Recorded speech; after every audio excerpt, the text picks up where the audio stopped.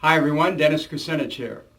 I remember 4 years ago, as a matter of fact I was in the room when Howard Dean challenged the Democratic Party and said, "Where are the Democrats?"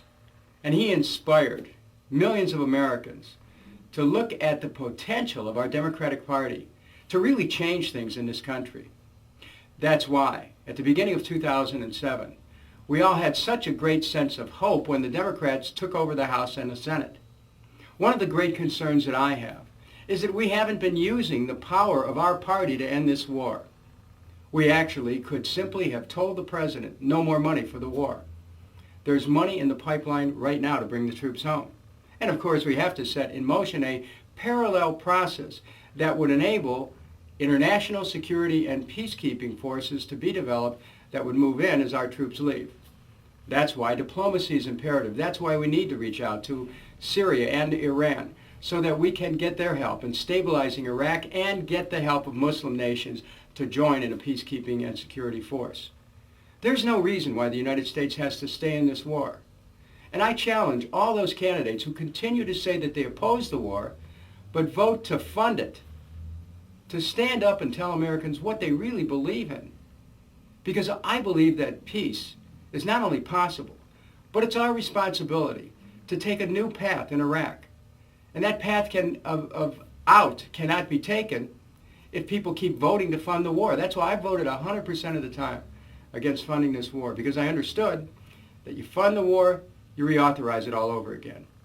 So what's the direction? The direction is not just out, but the direction is embodied in H.R. 1234, a plan to end the war in Iraq, to stabilize Iraq, and to take America in a new direction.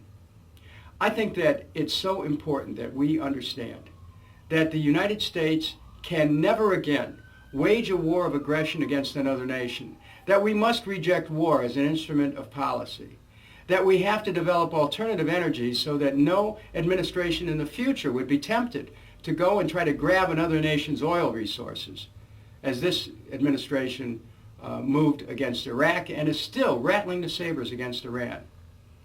Where are the Democrats? Well, we're all here now, and we're in power.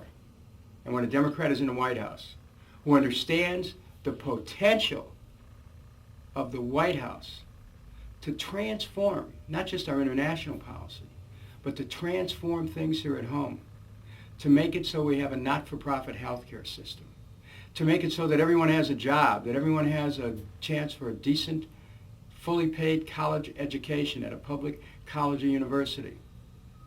When we have a president who is really ready to respond to the deeper meaning of what it means to be a Democrat, then everything changes.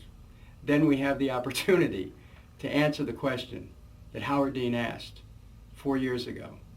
I want to thank you, the members of DFA, for your long-standing commitment to high principles, for your belief in party activism, for your insistence that what we have now just isn't good enough, and for your challenge to myself and to all the candidates that we have to keep working to be better. I look forward to engaging you in a discussion, to being there with you, to have the chance to meet you in the many communities across the country where you are so seriously involved. And thank you for restoring people's faith in the ability of people to make a difference. I look forward to being one of those people, as being the next President of the United States. Thank you very much.